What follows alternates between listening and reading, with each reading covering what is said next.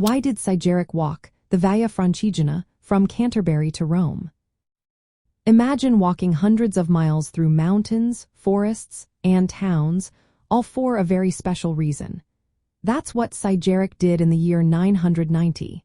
He was the Archbishop of Canterbury, a very important church leader in England. His journey was not just a walk.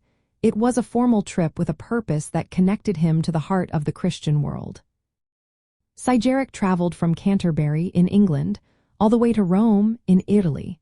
He was going to receive the pallium, a white woolen stole decorated with black crosses. This special vestment symbolized his authority as an archbishop and his close ties to the Pope, the leader of the Catholic Church. The trip was part of a formal process to confirm his position and authority. The route he took later became known as the Via Francigena. It was already a well-used pilgrimage path, traveled by many pilgrims from northern Europe heading to Rome. Pilgrimages to Rome were very popular because the city was home to many sacred sites, churches, and relics. People believed visiting these holy places would bring them spiritual benefits and closer to God. Sigeric's journey was not just about reaching Rome. He spent 3 days in the city, visiting churches and meeting with the Pope. After his visit, he kept a detailed diary.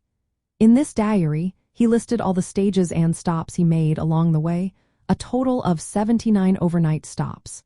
This record became very important because it helped future pilgrims find their way and understand the route. The Via Francigena was part of a larger network of routes connecting northern Europe to Rome. Many pilgrims continued from Rome to southern ports in Italy to set out for Jerusalem, making Rome a key spiritual hub. The route crossed through France, Switzerland, and Italy, passing through mountain passes like the Great St. Bernard Pass. It was called the Way of the English because many English pilgrims traveled it. Sigeric's journey was typical for clergy, nobility, and ordinary people who wanted to visit Rome's sacred sites. His detailed diary turned into a guide for others, helping to preserve and revive the route for centuries.